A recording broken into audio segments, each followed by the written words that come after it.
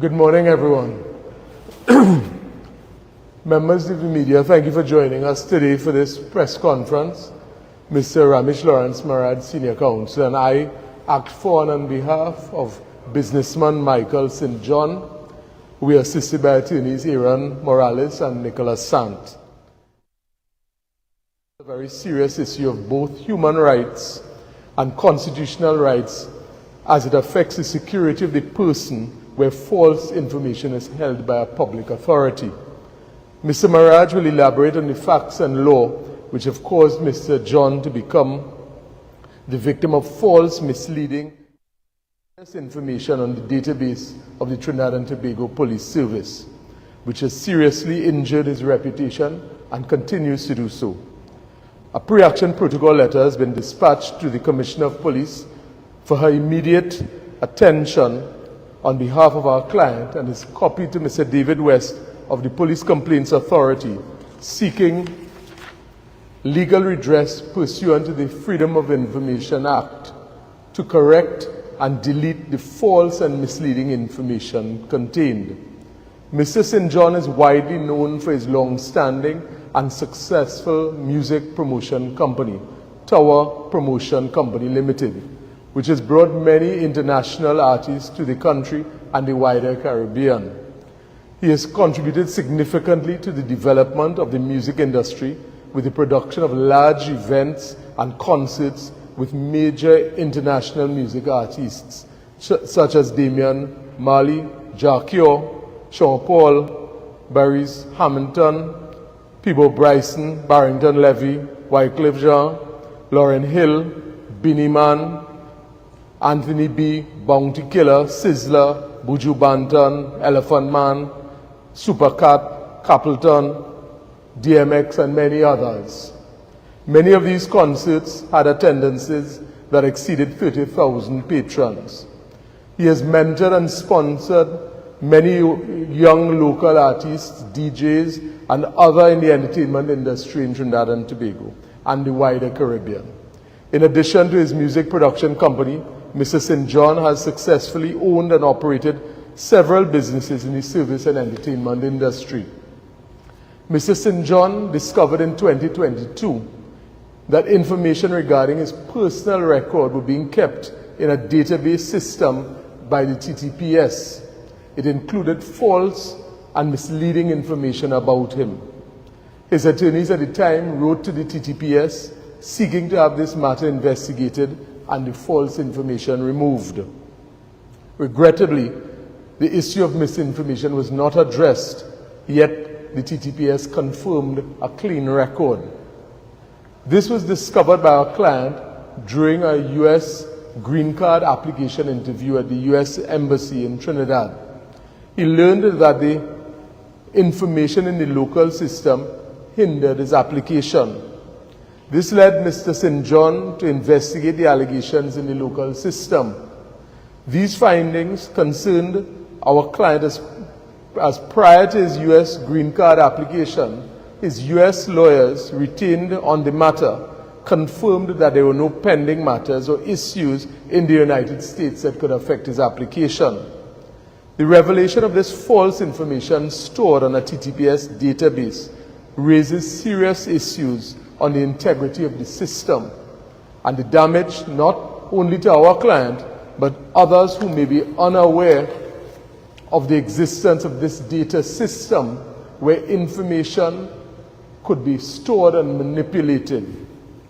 The danger of national security agencies having a system that may have been corrupted and or compromised is a serious indictment on the integrity of the national security system.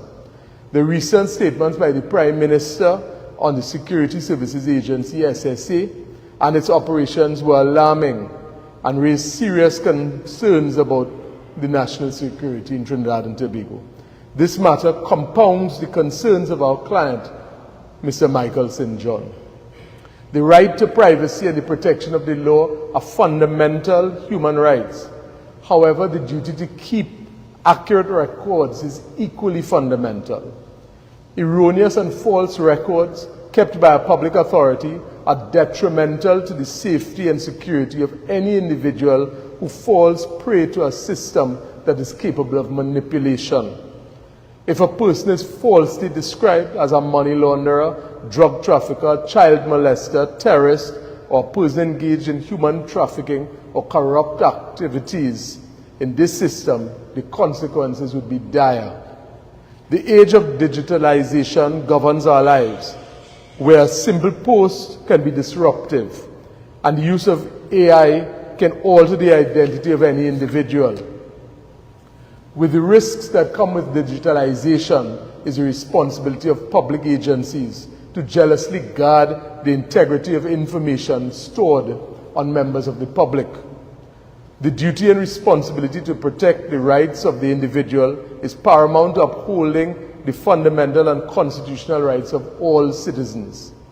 This matter must be immediately investigated, and an audit of the system must be conducted to determine the source of the false and misleading information and how the integrity of it can be restored into the system.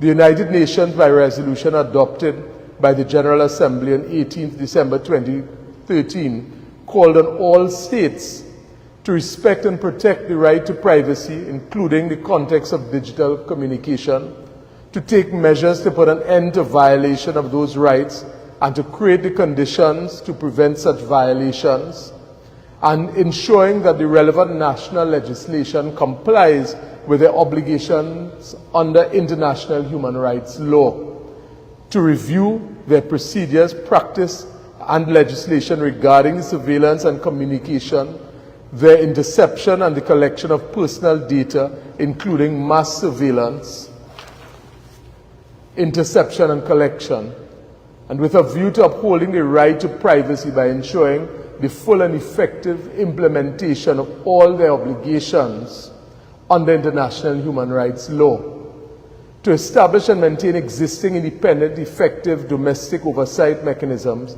capable of ensuring transparency as appropriate and accountability for state surveillance communications, the interception and the collection of personal data.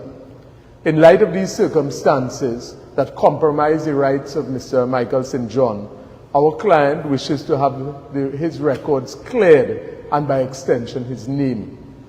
I will now invite Mr. Maharaj to address you in more detail on the law and facts as it relates to this matter. Mr. Maharaj. Thank you.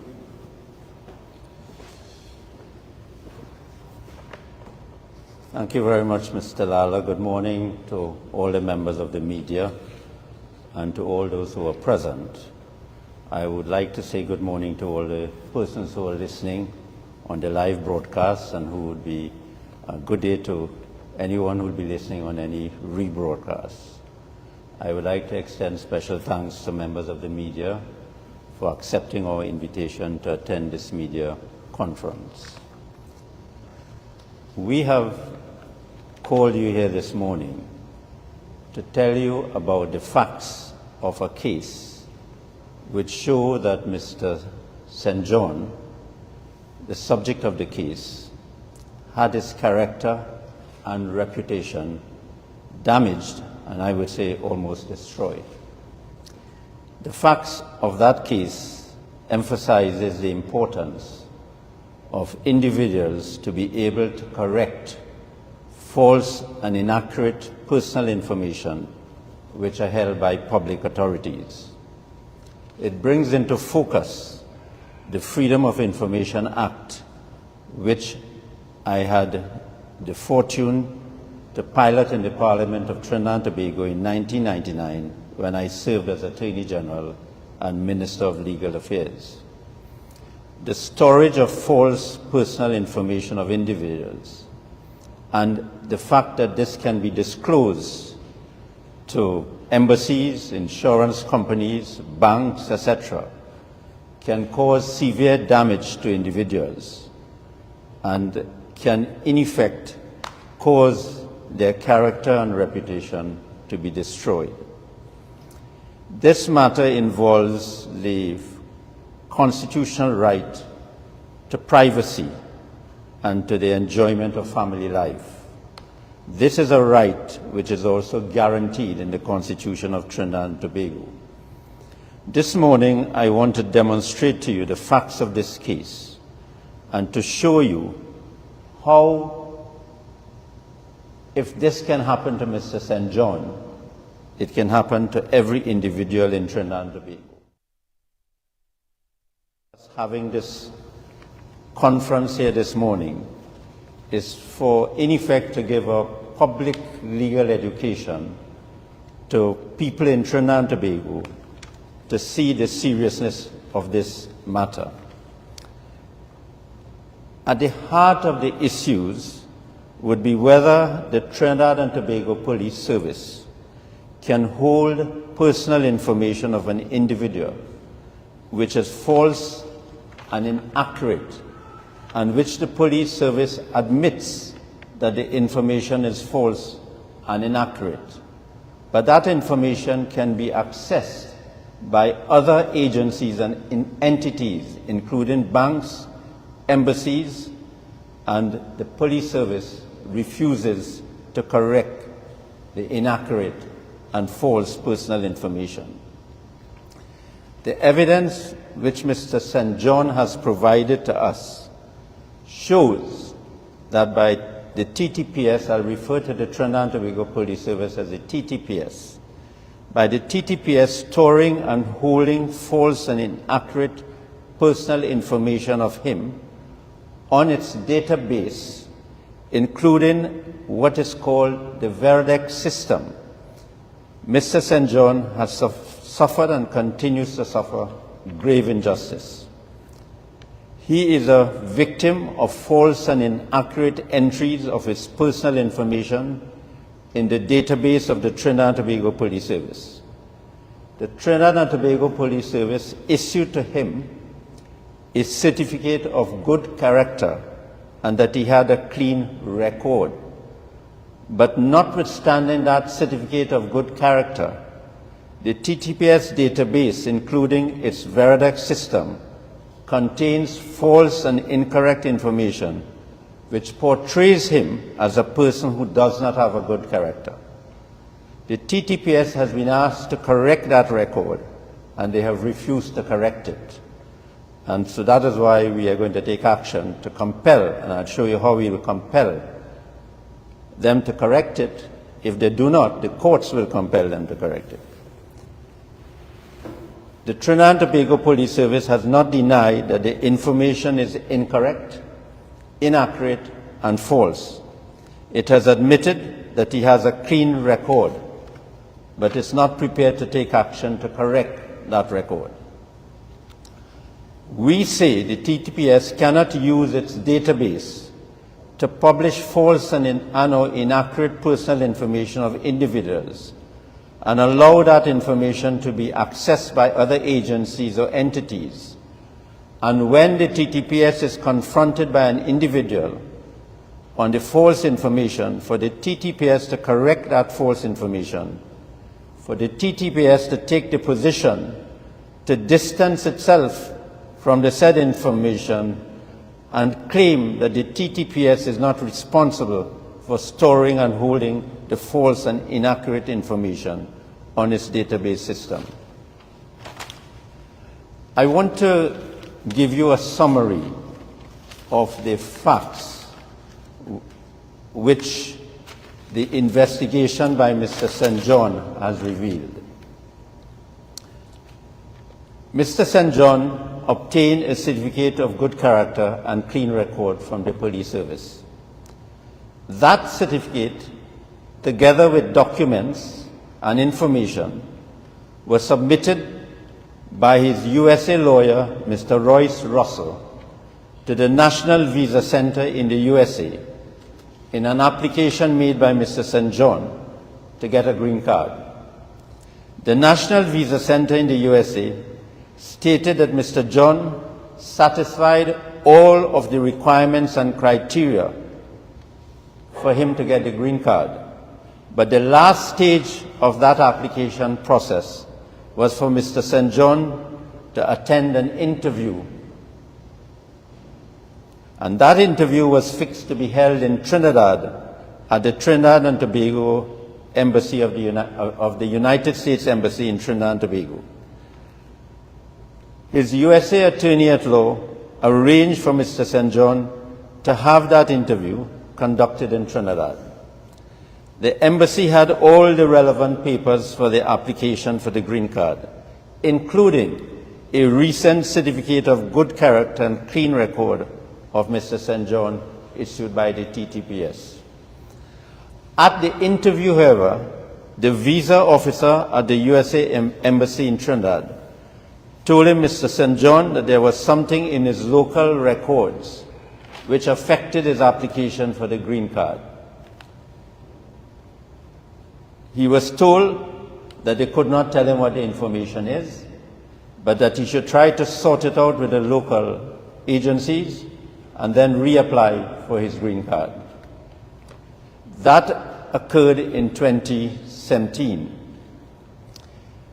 Mr. St. John then began to investigate the matter to discover what was this something in his local records which could prevent him from getting the green card.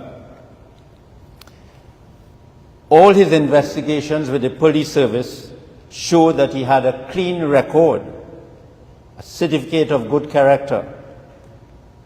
But still, there was something on local records which adversely affected him from getting that green card. But he couldn't find it. So he took every step to employ investigators, got investigators, and based on his investigations and the information he got, which he discovered in 2022, he managed to get a copy of the screenshots of what the TTPS had on its database. And what he saw on the screenshots were not what he saw in the certificate of good character. What he saw on the screenshots portrayed him as if he was not a person of good character. And the date of the entry of the matters he saw on the screenshot was the 13th of March 2017, which was a few months before the interview he had with the USA Embassy. This information was on the TTPS database, including, and I'm saying specifically, including the Versatex system which the TTPS uses. That system is used to store information and hold information of nationals of Trinidad and Tobago. He observed on the screenshot the entries. There were few entries. The database system of the TTPS is viewed by certain members of the TTPS as well as other security agencies, certain other security agencies. The data is inputted by authorized persons. This system does not form part of the general system used by the TTPS to produce the standard certificates of good character. The database and the information used on this system is to have profile of individuals, and they are provided to agencies which require sensitive information, such as embassies and other entities. Upon this discovery, what did Mr. St. John do? Mr. St. John then instructed his then attorneys at law, Mr. Michael Comina, to write to the Commissioner of Police to address this serious matter, to have an investigation, and the copies of the screenshots were sent to the Commissioner of Police. The letter was dispatched on the 7th of April 2022, and there were follow-up letters, there were exchange of letters, and The TTPS, in a reply dated the 26th of July 2022, from the head of the legal services of the TTPS, took the position that Mr. John, according to their records, has a clean record, has a good character, but it was not taking any responsibility for what was on the screenshots. As far as the TTPS was concerned, they knew nothing of those matters, and the TTPS refused to take any steps to investigate further, to correct, or to see who were compiling these records, and therefore Mr. St. John was left without a remedy. The disclosure of the false and erroneous information and data on the TTPS database, including the Versatex system, has caused Mr. St. John significant personal embarrassment and damage to his character and reputation. It has affected his trading and business interests, which require him to apply for licenses, regulatory permits, insurances, loans for his businesses. This has posed a significant obstacle to his business generally in the conduct of his businesses. This can happen to you. It can happen to me. If this system continues, that the TTPS can give you a clean record certificate, a certificate of good record, but on a Veridac system, on the TTPS database, you have information of yourself which is not true and which can be disseminated to embassies, banks, insurances, companies, whatever it is. Damage and destroy your reputation, but the information cannot be corrected by the TTPS. Before I go into the facts of this matter, I want to tell you that this is a matter close to my heart, because I take the position that a man or woman's character and reputation is more important than property. You can sell a property, you can acquire property, but when you damage a person's reputation, when you destroy a person's character and reputation, that is very difficult. The damage, the unhappiness caused not to the person but to the family of that individual. I experienced that. One of the experiences I had was in 1975.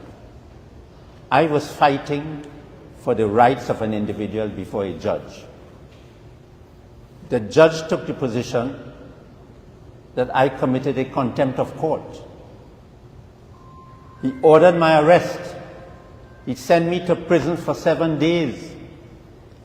Lawyers came and asked me to apologize. I refused.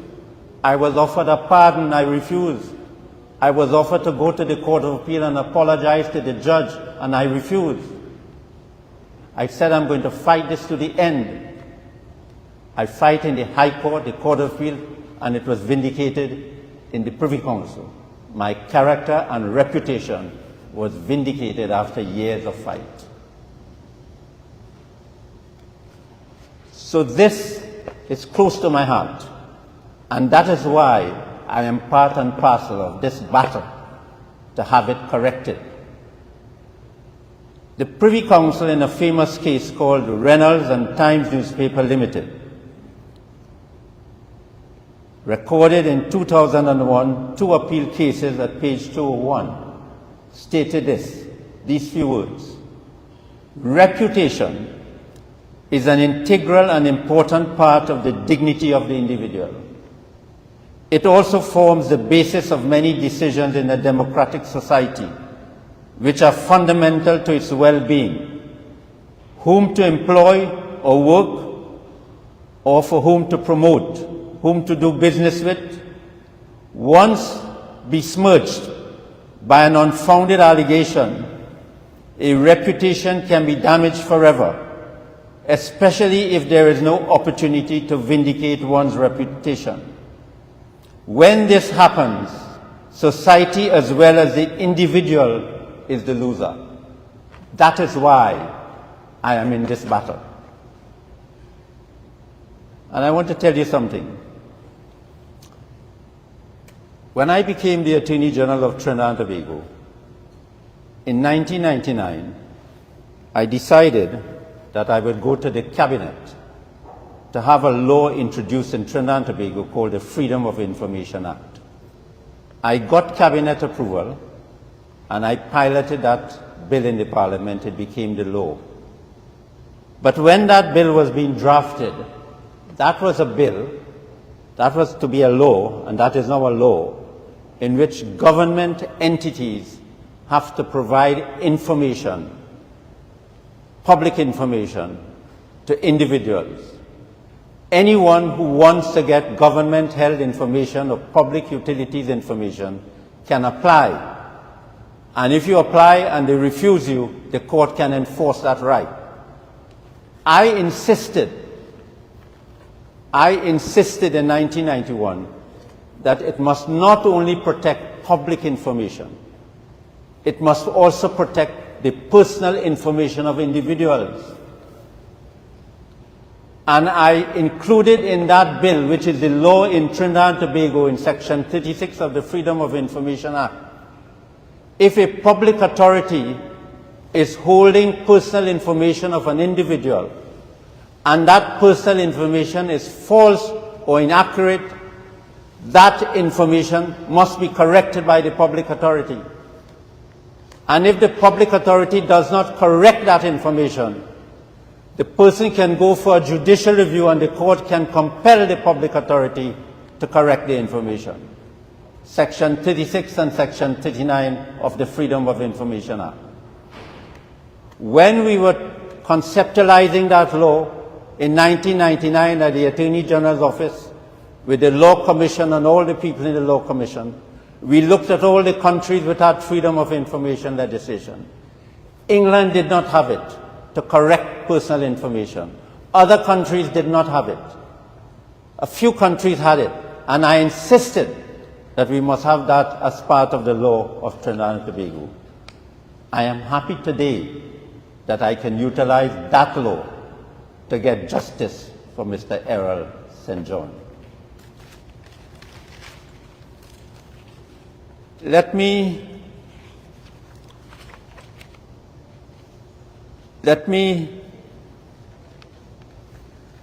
tell you, having given you a summary of what the facts are about,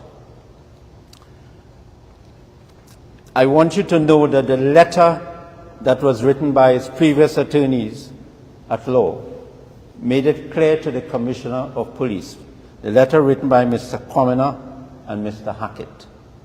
The letter made it clear that their instructions are that the VERSADEX system is a database system which is utilized by the Trinidad and Tobago Police Service to record and store a person's criminal record. The letter pointed out that Mr. St. John obtained the screenshots of the records concerning him, which erroneously recorded information and descriptions about him, but which did not portray him as a person having a good character, notwithstanding that the TTPS gave him a certificate having a good character.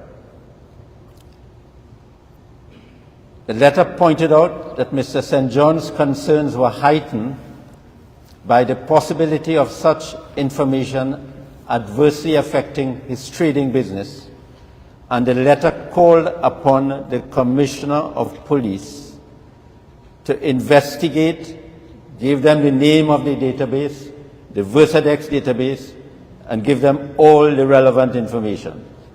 And notwithstanding that, the TTPS took the position that he has a clean record, but basically the police service is impotent to do anything about it.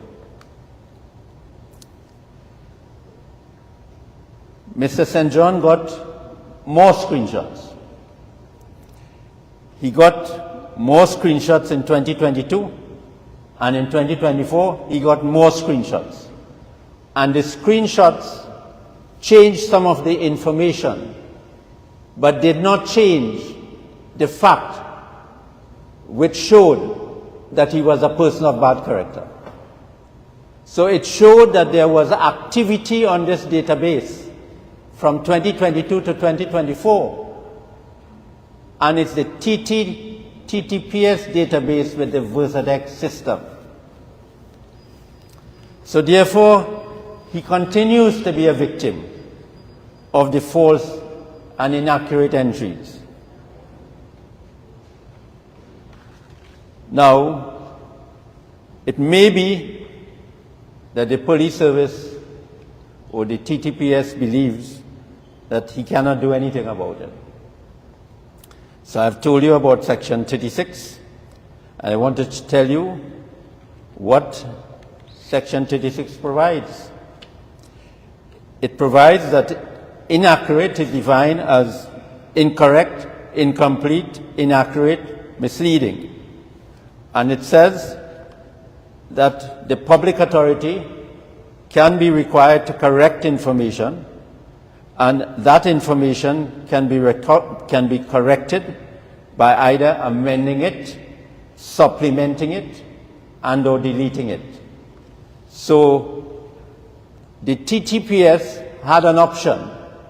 If it says it doesn't know anything about VINCENT system, it doesn't know it, it doesn't own it, it doesn't have anything to do with it, the TTPS had an option of putting a supplementary statement on the TTPS record to show that he has a certificate of good character, but that is untrue. It's false, and the VINCENT system is false.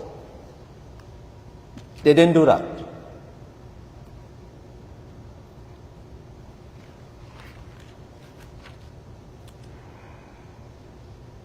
So we are saying that the snapshots are copies of official documents held by the TTPS in connection with its function, and we are saying that under the Freedom of Information Act, whether or not the information was created by the TTPS, but the TTPS uses that information and it is held by the TTPS in its possession, custody, and control, the TTPS must accept responsibility for that information. The express and implicit obligation is for the TTPS to have correct and accurate information of individuals. That is why the Act provides the right to correct inaccurate information. So that creates a duty on the TTPS to hold correct information. And therefore the TTPS has a sacred and a legal duty to correct false information, which is stored by the TTPS. By the terms of the Freedom of Information Act, we say that freedom of information is a guaranteed and legal and enforceable right in Trinidad and Tobago, which permit every individual to obtain records and information held by government and public authorities. The Act also requires public authorities to keep correct and accurate personal information on individuals, and it gives the court in a judicial review application the power to correct the records of personal information of individuals held by a public authority. The importance of freedom of information as a fundamental right is beyond question.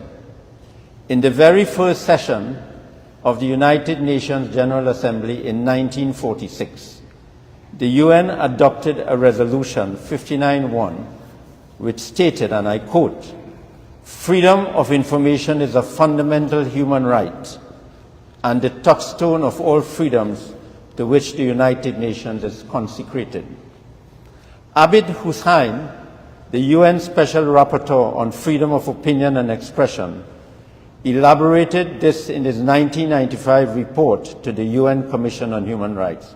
He stated, and I quote, "Freedom will be bereft of all effectiveness if the people have no access to information.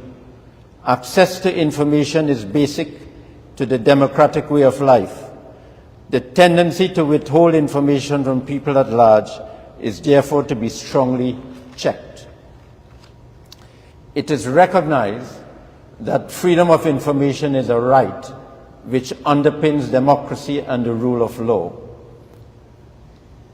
And that is why I took steps in 1999 to enact the Freedom of Information Law in Trinidad and Tobago. The European Court on Human Rights decided that the failure of a public authority to provide government-held or public authorities-held information to an individual constituted an interference with the right to family life and privacy. Trinidad and Tobago is also a party to the International Covenant on Civil and Political Rights, and Article 19 of that covenant, in effect, guarantees the right to freedom of information. In 1999, the Special Rapporteur to that commission stated, and I quote, "Everyone has the right to seek, receive, and impart information, and that this imposes a positive obligation on states to ensure access to information, particularly with regard to information held by government in all types of storage and retrieval systems." I want to say that our client, Mr. St. John, in his pre-action protocol letter, has pointed out the basis of his claim, has demonstrated that if the Commissioner of Police does not accede to his request, he will have no alternative but to go to court. He pointed out that he is entitled to get damages, compensatory, vindicatory, aggravated. But he has made it clear to us that he is not interested.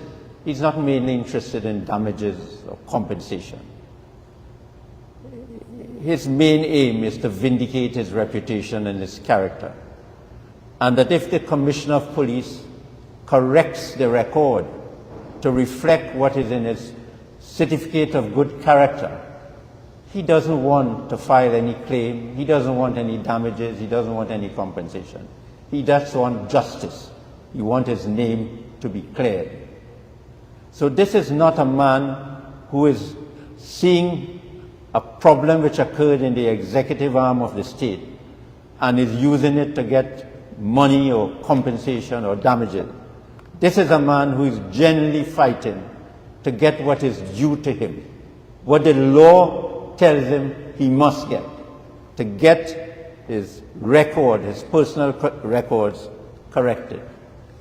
You know, when I was looking at this matter and considering the facts and the law, I came across what the Prime Minister said recently, reported in The Guardian of the 26th of March 2024, and I quote him, "As I speak," and I quote, "As I speak to you now, the problem has multiplied because for the last 2 weeks, we have been dealing with the state's contribution to that problem, where the state authority in position of trust has surreptitiously broken down, and the calypso that we listened to, who is going to guard the guards, became the most pertinent question in Trinidad and Tobago, because the state agencies had become one with the criminal agency." The article further stated, and I quote, "The government has sought international assistance to determine how much and to what extent the state's national security apparatus was comprised and how to address it effectively." I want to make it clear that I had the privilege of serving as a Minister of Government, as an Attorney General. I worked with the Minister of National Security and with the Trinidad and Tobago Police Service. We have one of the best police service in Trinidad and Tobago, but there are certain elements in the police service. And when those elements are detected and wrong is being detected, there's a duty to correct it. And I urge the Commissioner of Police to take steps to correct this issue. Please do not allow this man to have to go to court to try and get justice. The Commissioner of Police can correct this injustice. I think also this is a matter which the National Security Council of Trinidad and Tobago should investigate. This is a serious matter. It is serious because under this system, you have certain people, and you have even maybe certain people in certain agencies of the state can input information into a system which is totally untrue, which can accuse you of drug trafficking, which can accuse you of being involved in drugs, which can accuse you of serious offenses. You are not given an opportunity to deal with these allegations. You have no natural justice or anything like that. It is put there. Agencies then accept that without question. You can lose a bank account. You can lose an insurance benefit. There are many things that you can lose, individuals in Trinidad and Tobago. This is serious. Now, I have decided to bring the information we have got, not only to the Commissioner of Police, but to the public of Trinidad and Tobago. And I think it is the duty of lawyers to do that. When I was studying law, I learned and I studied the history of lawyers, and lawyers are supposed to perform a function to assist the public in understanding their rights. And when lawyers see things which go to the root of their fundamental rights and democracy, they have a duty to speak out. And we have decided not only to speak out in this matter, but if it is not solved by the executive arm of the state, to go to the courts, the judicial arm of the state, in order to remedy the problem. It may be there is no case decided, there's no precedent for this in Trinidad and Tobago. But that does not prevent me from creating a precedent. In 1975, when I was in prison as a lawyer, there was no precedent for a judge, if he violates the constitutional right in arresting a lawyer and imprisoning a lawyer, there is no precedent for the state to pay damages for that. Maharaj and the Attorney General #2 have solved that. That is now a precedent in the law. Since 1975, you could check the law reports, there were cases which there were no precedent for. And we as lawyers have a duty where there is no precedent to create precedent. And this is one precedent that I would create it for the people of Trinidad and Tobago. Thank you very much. Any questions? Yeah. Thank you very much, members of the media. Mr. Maharaj and I will take any questions if you all have any questions at this stage.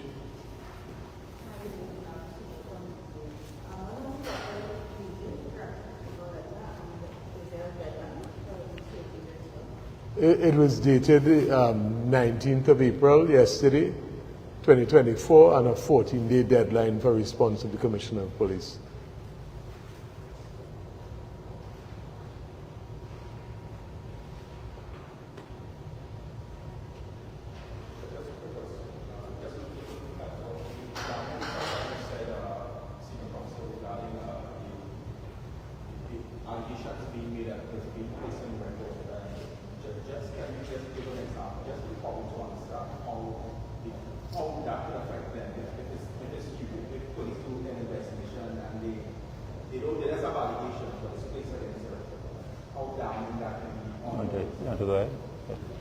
Okay.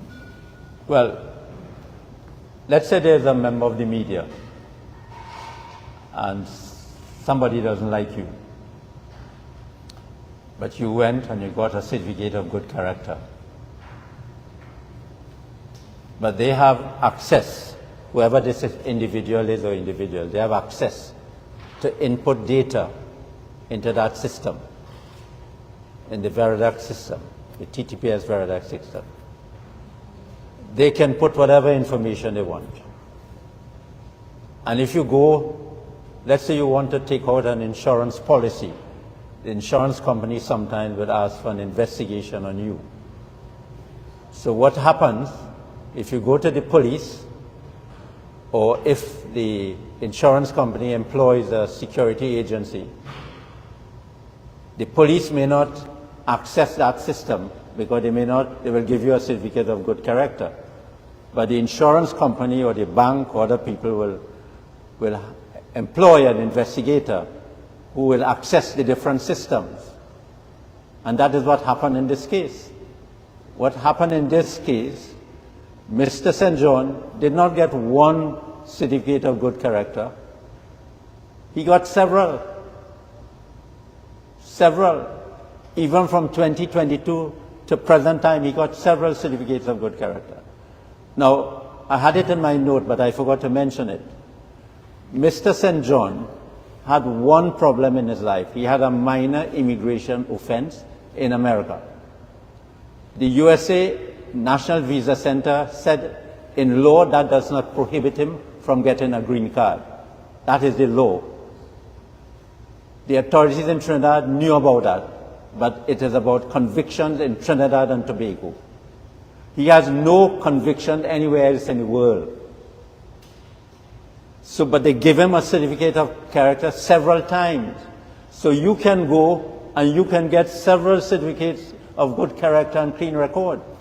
But you do not know what somebody recording against you. So if it is that you have such a record, and you have a certificate of good character, and you have other information, and this is the police service, you would expect that if you ask the police service to correct this, the police service would investigate it, and if somebody else is having false information, tell you about it, take action, and correct the system. What the TTPS did in this matter, they said they have no responsibility for this. But you have a clean record, and that is most that they could do. That wasn't satisfactory. That can't be satisfactory. And that is why I could see people who cannot afford to go to lawyers, who cannot fight, can be a victim of this kind of system. And therefore I decided, and we decided, we're going to expose it.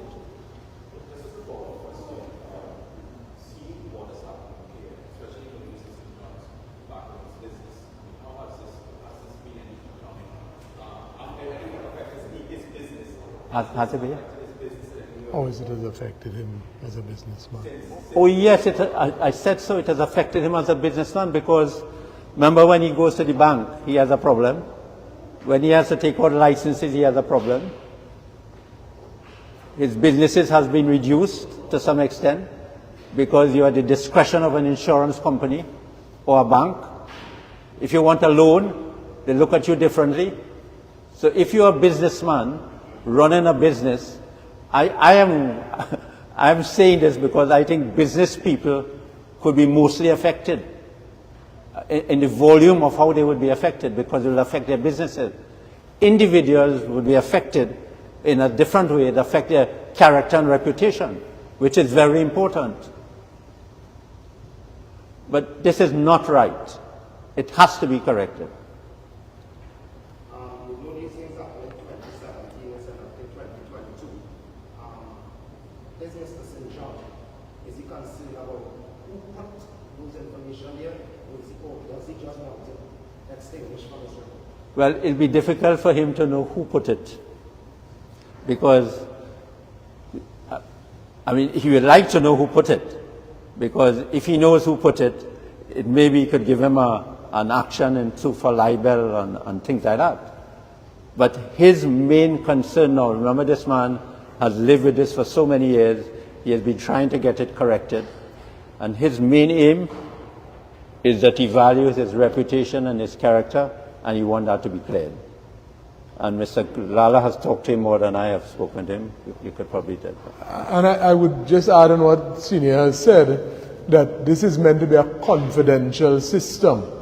So what is revealed there, members of the public or certain people could be victims of this, but they would never know. Mr. St. John was able to have this information provided to him, which revealed erroneous and false information which has damaged him. So the concern is this a compromised system that many people who may have, let's say, difficulties with business or otherwise have had their name tarnished? And how do we ensure that there's integrity in the system in an age of digitalization, that your character and your reputation could be destroyed with a simple entry? Just as a follow-up, you might not want to say, but would you mind telling us what kind of information, from a general perspective? I think that would not be fair to Mr. St. John, and I don't think I would want to do that, because then that would be doing him more damage.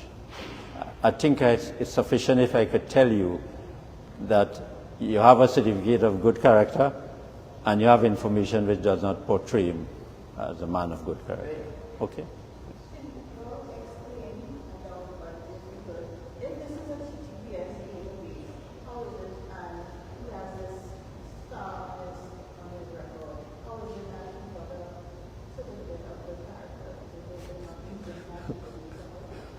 Well, it seems to me that the TTPS database has different systems. So it seems to me, I'm not sure, but I'm trying, I find it mind-boggling myself. Now, the letter from the Commissioner of Police did not dispute that there's a Veridac system in the TTPS. They have not disputed that, but they have not admitted it, right? But it seems to me that it is possible that the TTPS has several databases. One system is a system to give you a certificate of good character. Another system might be a system in which they profile individuals. They profile, I don't know how they do it, how they get the names, what they do, but they profile individuals. And you wouldn't know what is there. Now, you have no problem if that is merely an intelligence setup and it is not used as private and confidential. They will have to investigate like the special branch. But if it is that you're going to use this system to be able to share that information and allow it to be shared to adversely affect individuals, that is where the problem arises. I mean, I'm not saying they can put anything there about any politician and can damage the politician, doesn't matter who he or she is. They can put anything there about any judge, any lawyer. As a matter of fact, my name probably there, I do not know. It's only when I stop at the immigration department or something I would probably know, and now I would have to come to Mr. Lalla. So the system is a danger to every individual.